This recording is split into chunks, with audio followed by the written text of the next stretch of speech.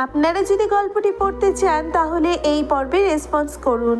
মেহেরিনের ছোট ভাই আলতাফ মাহমুদ এসেছিলেন কক্সবাজারে কিছু কাজে। যেহেতু তিনি আজ রাতে কাজের জন্য এখানে থাকবেন, তাই তিনি মেহেরিন, কায়ান সহ বাকিদের সাথে দেখা করতে তাদের হোটেলে আসে। কায়ান মিটিং শেষ করে রেস্টুরেন্টের বাহিরে আসার পর মেহেরিনের কল আসে।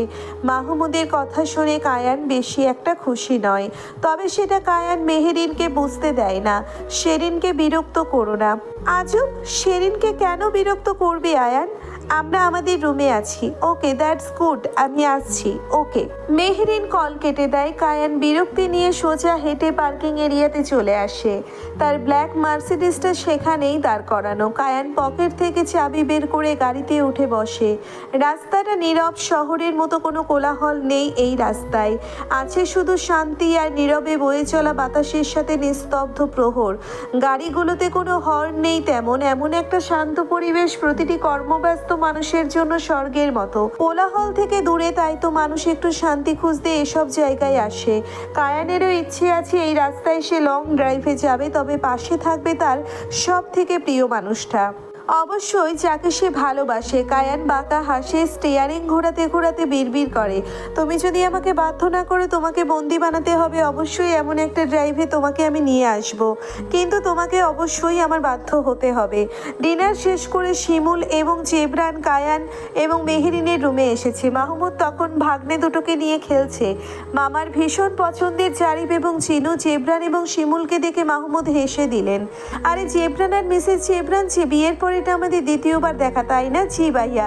বসো বসো, কেমন আছো তোমরা? আলহামদুলিল্লাহ, আপনি? এই আছি। মামারা তোমরা যাও, ওদিকে চকলেট আছে। ওকে। মামা দুই ভাই দৌড়ে চলে যায়। মেহেরিন তাদেরকে ভাইয়ের পাশে বসতে বসতে বলে, তুই ওদের অভ্যেস খারাপ করবি কিন্তু ভাই। আরে আপু, মামা তো আমি একটাই, ওদের আবদার আমি রাখবো না তো কে রাখবে? কি শিমুল, তুমিই বলো। শিমুল মৃদু হেসে উত্তর দেয়, জি ঠিক বলেছেন। তারপর বলো জেবরান, কি করছো আজকাল? আমি তো প্রাইভেট ব্যাংকে আছি। কিছুদিন পর কায়ান ভাইয়ার বিজনেসে যোগ হব ইনভেস্ট করে। এমনিতেও ভাইয়া একা একা সব সামাল দিতে হিমশিম খাচ্ছে। কথাটা শোনা মাত্র মাহমুদের মুখের হাসিটা উড়ে গেল। সে প্রকাশ না করতে চাইলেও কেন জানি না প্রকাশ হয়ে যাচ্ছিল। এই বিষয়টা নিয়ে সে যে খুশি নয়। মাহমুদ আর চোখে মেহেরিনের দিকে চায়। মেহেরিন পরিস্থিতি বুঝে মুখে মিথ্যে হাসির রেখা টেনে জেবরানকে জিজ্ঞেস করে, কই জেবরান, তুমি তো ভাবিকে সব বলো, প্ল্যান প্লট সব তো তোমার জন্য ভাবি সেট করে, তাহলে এ বিষয়ে কেন কিছু বলনি যে? ভুলে গেছিলে? না না ভাবি, বিষয়টা তেমন না। আম্মাও চাইছিলেন ভাইয়ের সাথে বিজনেস করি আমি জাস্ট ভেবেছি ইনশাল্লাহ, বাকিটা দেখা যাক। মাহমুদ কিছু বলবে তার আগেই দরজা ঠেলে কায়ান প্রবেশ করে ভেতরে। কায়ানকে দেখে মাহমুদ উঠে দাঁড়ায় বসা থেকে। আরে কায়ান, আমার ভাই, কেমন আছো? মাহমুদ কায়ানের সাথে কোলাকুলি করে। কায়ান না চাইতেও হেসে জবাব দেয়, জি ভাইয়া, আলহামদুলিল্লাহ ভালো। আপনি? আমিও ভালোই আলহামদুলিল্লাহ। তবে যতক্ষণ তুমি ভাইয়ার আপুর সাথে ভালো আছো ততক্ষণ আমিও ভালো। কায়ান ভ্রুকুচকে তাকায়। মেহেরিন ভাইকে ইশারা করছে বারবার। কি বিষয়ে কি বলতে চাইছেন ভাইয়া? তেমন কিছু না, আমার বোনের জায়গা দখল করতে কেউ আসলে তাকে আমি পৃথিবী থেকেই সরিয়ে দিতে পারি। তাই আমার বোন যতদিন ভালো আছে ততদিন আমিও ভালো। কি তাই না শিমুল? শিমুল এত ঘোর প্যাচ বোঝা মেয়ে না। ওদিকে মাহমুদের কথাবার্তা শুনে কায়ানের প্রচণ্ড রাগ উঠেছে, কিন্তু নিজের ক্রোধকে নিজের ভেতর দমিয়ে রেখেছে সে। কপালের শিরাগুলো ফুলে উঠছে তার। মেহেরিন পরিস্থিতি বুঝতে পেরে উঠে মাহমুদের পাশে এসে দাঁড়ায়। আরে ভাই, এমন বলছিস কেন? তোর দুলাভাই হয় ভুলে যাস? মাহমুদ হেসে কায়ানের কাঁধে হাত রাখে। এই জন্যেই তো ইয়ার্কিটাও বেশি বেশি করি। কায়ান ইচ্ছে না থাকা সত্ত্বেও জোরপূর্বক হাসে। মেহেরিনদের রুম থেকে বের হয়ে আসার পর থেকে শিমুল কিছু নিয়ে ভেবেই চলেছে। এ বিষয়টা খেয়াল করে জেবরান শিমুল জিজ্ঞেস করলো, শিমু কি হয়েছে? কি হবে? তোমাকে দেখে মনে হচ্ছে তুমি কিছু ভাবছো।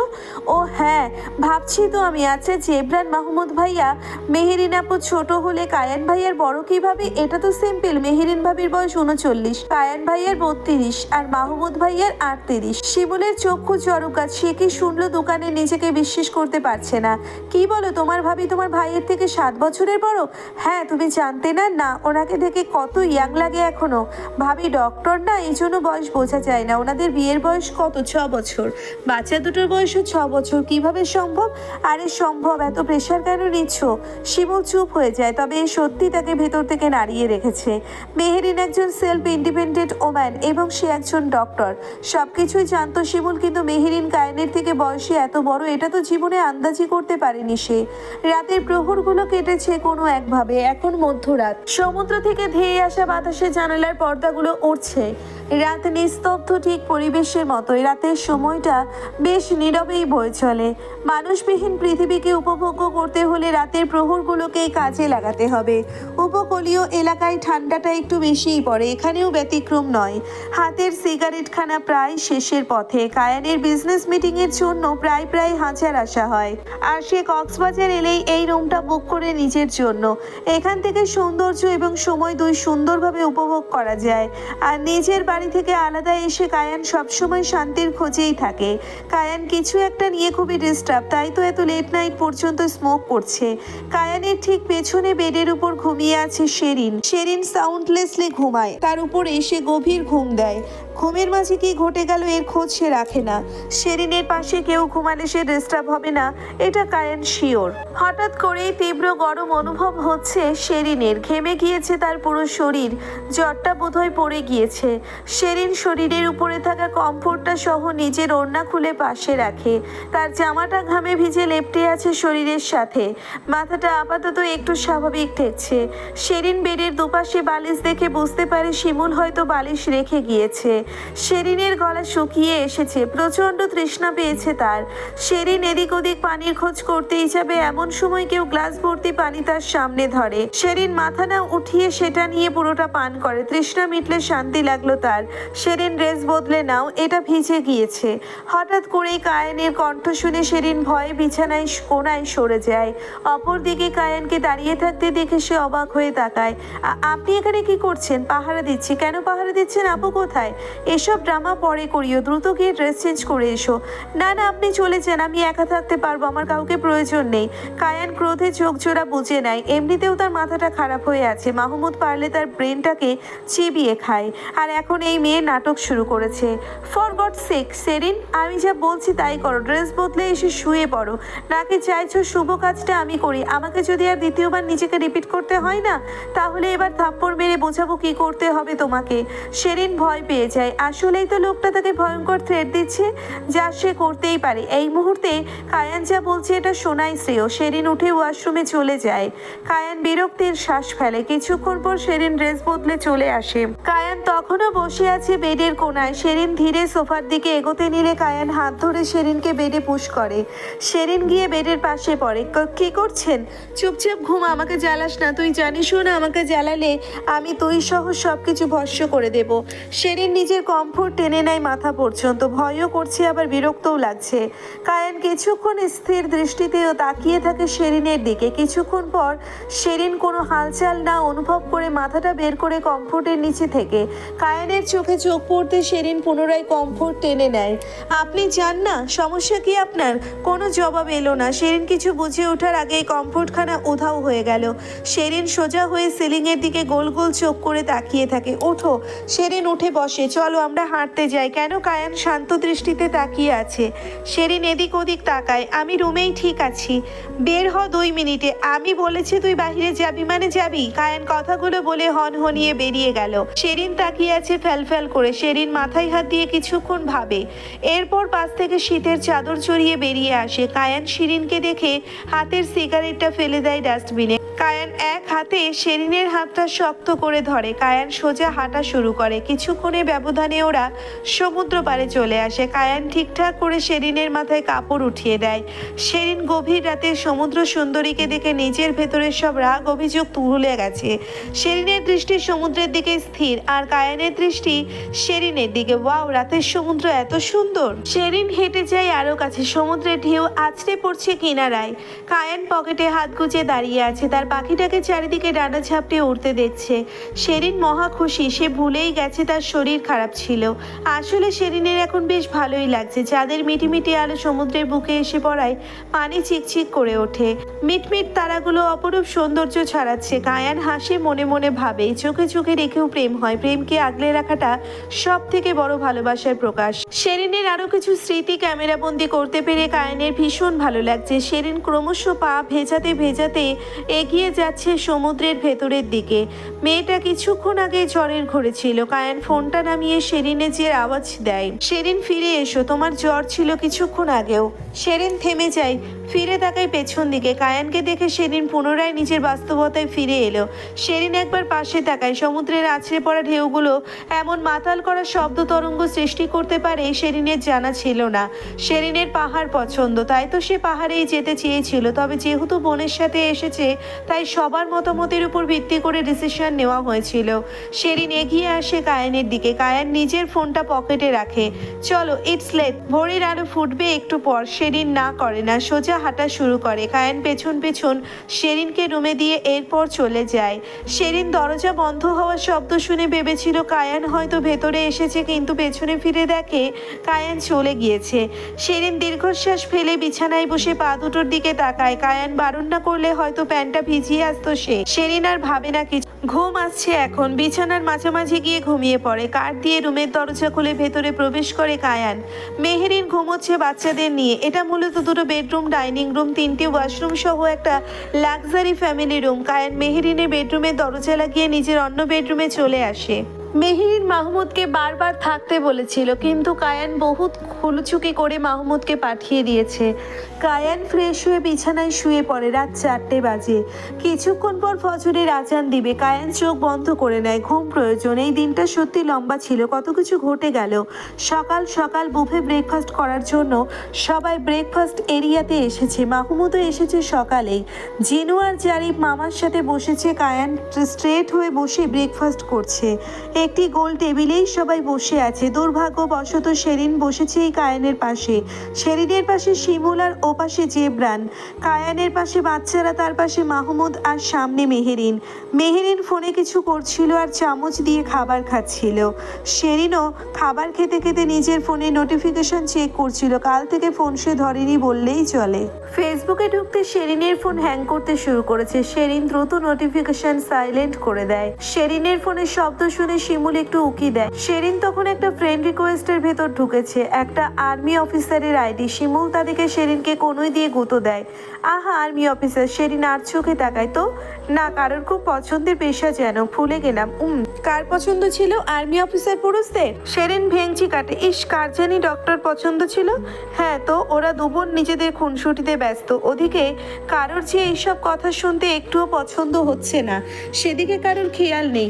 মেহেরিন কায়ানের দিকে তাকায়। তার ঠোঁটের কোণায় কিঞ্চিত বাঁকা হাসি। মেহেরিন নিজের ফোনটা রেখে শেরিনের ফোনটা নিয়ে নেয়। ঘটনা এত দ্রুত ঘটেছে, শেরিন প্রতিক্রিয়া জানানোর সময় পায়নি। Wow, Sherin not bad. Major Safayet Khandakar. Sherin awkward হয়ে যায়। এত কিছুই তো নাই মেহেরিন যেভাবে বলছে।